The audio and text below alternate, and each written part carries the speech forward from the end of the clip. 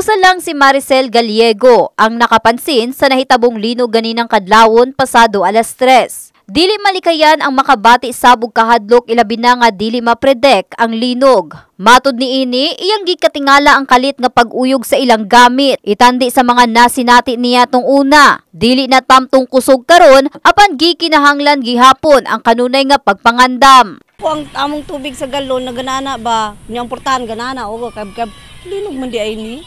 Nya ginanak ba na, oy naglinog nakakuan ka, kunya busy man siya dito sa kusina god.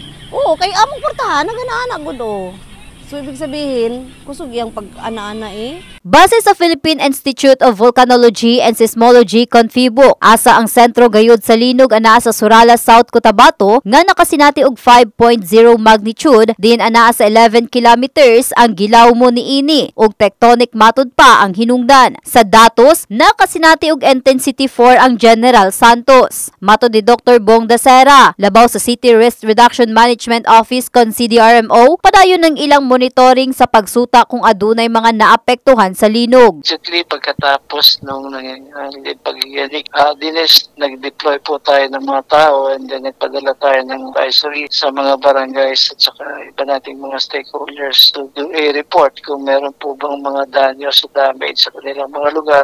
Luckily naman po, wala naman po tayong naitala ng mga damage sa properties or injuries sa ating mga kababayan. Sigun pa sa personahe, kanunay gihapong mag-andam, bisan pa man nga hinay lang ang dala ni ining epekto sa lugar. Samtang pahinumdum na lang ni ini ngadto sa publiko. Sa inuugali yan, talagang araw-araw, kailangan lamang po nating tinan ang pagmatsyag doon sa ating mga kapaligiran, doon sa mga posible pong mga bagay na gawa ng tao na posible pong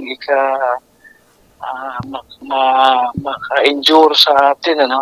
Ganun na rin po sa ating mga pamamahay na kinakailangan din po nating maging maagap sa pagpapacheck ng ating mga electrical connections, siyempre yung structural integrity ng ating mga bahay.